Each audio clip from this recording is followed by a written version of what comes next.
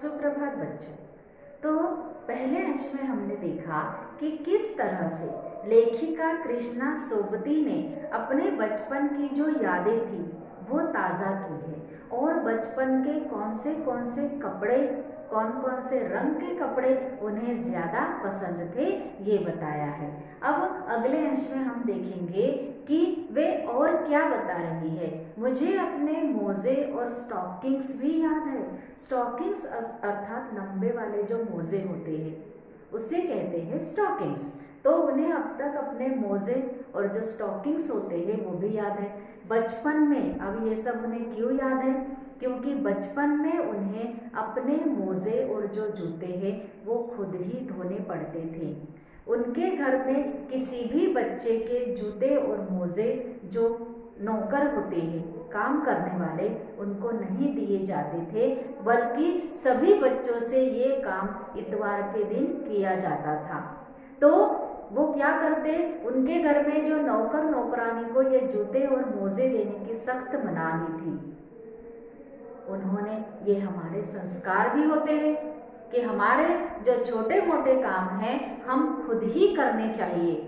और मोजे ज़्यादातर गंदे होते हैं और ऐसी गंदे जो कपड़े हो या फिर मोजे हो वो दूसरों को धोने नहीं देने चाहिए।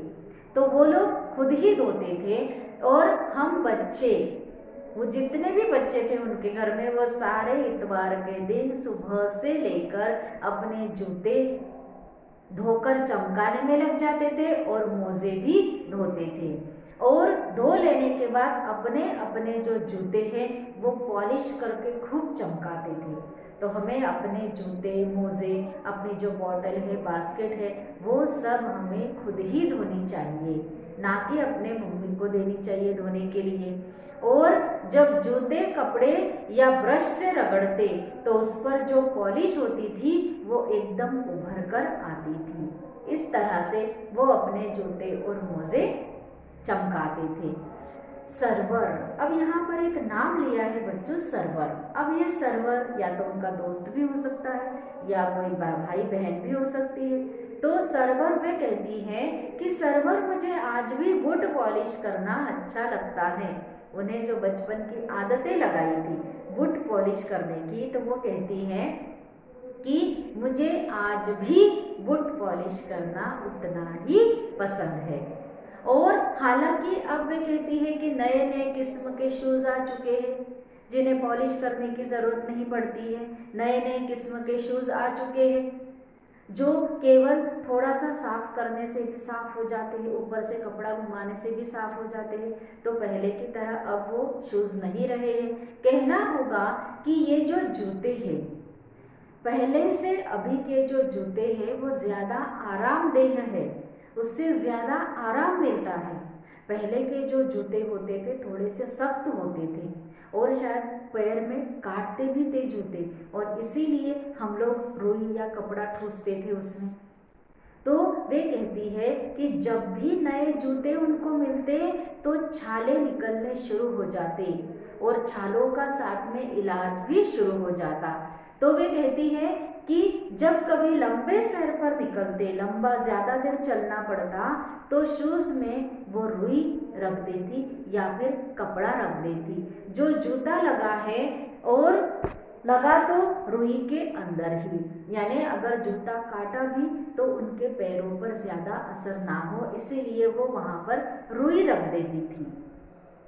अब वे कहती है कि हमारे तुम्हारे बचपन में बहुत फर्क हो चुका है, बहुत ज़्यादा अंतर आ चुका है, ज़मीन आसमान का अंतर आ चुका है। अब उनके घर में और क्या होता था देखिए, हम शनिचर को हमें ऑलिव ऑयल या कैस्टर ऑयल पीना पड़ता, जैतून का तेल या फिर एरंड का तेल। अब ये सब वो क्यों पीना पड़ता था? पेट साफ करने के लिए। पहले के जो लोग थे वो पेट साफ करने के लिए जैतून या जैतून या फिर कैस्टर ऑयल अर्थात एरंडी का तेल बच्चों को पिलाते थे और खुद भी पीते थे। तो यह एक बड़ा ही मुश्किल काम था, क्योंकि वो एरंड के तेल से बड़ी ही बदबू महकती है और शनिवार को सुबह से ही नाक में इसकी गंध आने लगती और शनिवार से ही जी मचलाने लगता कि कल इतवार है और कल हमें ये तेल पीना पड़ेगा। ये सोच सोचकर शनिवार से ही वे परेशान हो जाती। छोटे शीशे के गिलास जिन पर ठीक खुराक के लिए निशान पड़े रहते हैं, उन्हें देखते ही मितली आने लगती। मितली अर्थात उल्टी आने लगती उन्हें, क्योंकि एरंड का तेल पीना कोई मामूली बात नहीं है। और ग्लास में ठीक ऐसे निशान बनाए थे उनके पापा या मम्मी ने बनाए होंगे और उतना उनको तेल हर इतवार को पीना ही पड़ता था। और उन्हें देखते ही उनको मितली आए, चाहे जो हो जाए, मगर उनके घर का जो नियम था सो नियम था। मुझे आज भी लगता है कि अगर हम न पीते वह शनिवारी दवा तो कुछ ज़्यादा फर्क नहीं पड़ता। शनिवार को जो वो दवाई पीते थे तो उससे कुछ ज़्यादा फर्क नहीं पड़ता, मगर स्वास्थ्य इससे ठीक रहता है। ये जो तेल है क्यों पिलाते हैं? क्योंकि पेट साफ हो जाए और पेट के अंदर की सारी जो गंदगी है वो निकल जाए, इसीलिए उन्हें एरंड का या जैतून का तेल पीना पड़ता था हर शनिवार को, ताकि इतवार को उनका पूरा पेट साफ हो जाए। तुम्हें बताऊंगी कि हमारे समय और तुम्हारे समय में अब वे बताती है कि समय की कितनी ज़्यादा दूरियां आ चुकी है। यहाँ तक कि बचपन की दिलचस्पियाँ भी बदल गई है, जिसको इंटरेस्ट कहते हैं, रुचि कहते हैं, तो वो भी बदल गई है। बचपन के जो माहौल था वो पहले का अलग था और आज का अलग है। अब वो बताती है कि किस तरह से ये जो माहौल है, ये जो वातावरण में फर्क आ गया है, किस तरह से समय में परिवर्तन हो गया है। याद रहे, अब वे कहती है कि याद रहे कि पहले कुछ घरों में ग्रामोफोन थे। ग्रामोफोन ऐसे कान में लगाकर वो सुनना पड़ता था। एक प्लेट होती थी, उस पर कुछ रखने से गाने बजते थे और कान में लगाकर वो सुना जाता था। टेलीविज़न नहीं थे उस समय, टेलीविज़न नहीं थे, केवल कुछ घरों में ये ग्रामोफोन ही होते थे। और बच्चों के लिए तो केवल खेलना ही उनके लिए सबसे बड़ा मनोरंजन होता था और इसीलिए वो स्वास्थ्य उनका एकदम ठीक होता था, क्योंकि वो खेलने पर, व्यायाम पर ज़्यादा ध्यान देते थे। हमारे बचपन की जो कुल्फ़ी है, उनके बचपन की जो कुल्फ़ी है अब आइसक्रीम में बदल गई है, कचौड़ी समोसा पैटीज में बदल गया है। पहले कचौड़ी और समोसा मिलता था केवल, मगर आज तरह तरह के नमकीन और तरह तरह की मिठाइयाँ मिलने लगी है, आइसक्रीम्स मिलने लगी है। और उन दिनों शहतूत और फालसे के शरबत होते थे और अब है कोक और पेप्सी। शहतूत आपने देखा नहीं होगा शायद, शहतूत का फल होता है, बड़ा ही, वो जब कच्चा होता है तो खट्टा लगता है और जब वो पक जाता है तो वो एकदम कत्थई कलर का होता है, काले कलर का होता है और बड़ा ही मीठा लगता है। तो उसके शरबत वो पीते थे, खसखस के शरबत पीते थे, मगर अब केवल कोक और पेप्सी, इसमें वो सब बदल गए हैं। शिमला और नई दिल्ली में बड़े हुए बच्चों को बेकर्स और डेलिको रेस्तरां की चॉकलेट और पेस्ट्री मज़ा देने वाली होती। जो शिमला में और नई दिल्ली में जो बच्चे बड़े हो गए हैं तो उनके लिए बेकर्स और डेलिको ये रेस्तरां का नाम है, और वहाँ की जो चॉकलेट और पेस्ट्री होती थी वो बड़ी ही मज़ेदार होती थी। हम भाई बहनों की ड्यूटी लगती शिमला मॉल से ब्राउन ब्रेड लाने की। अब ये जितने भी भाई बहन होते थे उन लोगों की एक एक दिन की ड्यूटी होती थी ब्राउन ब्रेड घर में लाने की। हमारा घर मॉल से ज़्यादा दूर नहीं था, घर के थोड़ी दूर पर ही वहाँ पर मॉल था। एक छोटी सी चढ़ाई, गिरजा मैदान पर पहुँचे और वहाँ से एक उतरते मॉल पर, छोटी सी चढ़ाई, उसके बाद गिरजा मैदान का नाम था, और वहाँ पर छोटी सी उतराई थी और वहाँ पर उतरते सीधे मॉल में। कन्फेक्शनरी काउंटर पर तरह तरह की पेस्ट्री और चॉकलेट की खुशबू मन भावनी। जब हम बच्चे होते हैं और बड़े भी हो जाते हैं, फिर भी चॉकलेट, पेस्ट्री, ये सारी जो चीज़ें होती है ये सभी को बहुत पसंद होती है। ऐसा कोई निराला ही इंसान होगा जिसे चॉकलेट या पेस्ट्री पसंद ना आए। तो हर हफ्ते केवल एक दिन उनको चॉकलेट खरीदने की छूट होती, रोज नहीं। अब तो बच्चे हर दिन हर पल जब भी उनको समय मिले, जब भी उनके पास पैसा हो, सीधे चॉकलेट खरीद लेते, पेस्ट्री खरीद लेते। मगर पहले ऐसा नहीं था। उनके घर में हफ्ते में केवल एक बार ही चॉकलेट खरीदने की उन्हें छूट होती थी। सबसे ज़्यादा मेरे पास ही चॉकलेट और टॉफ़ी का स्टॉक होता था। उनके पास ही सबसे ज़्यादा चॉकलेट और टॉफ़ी होती थी।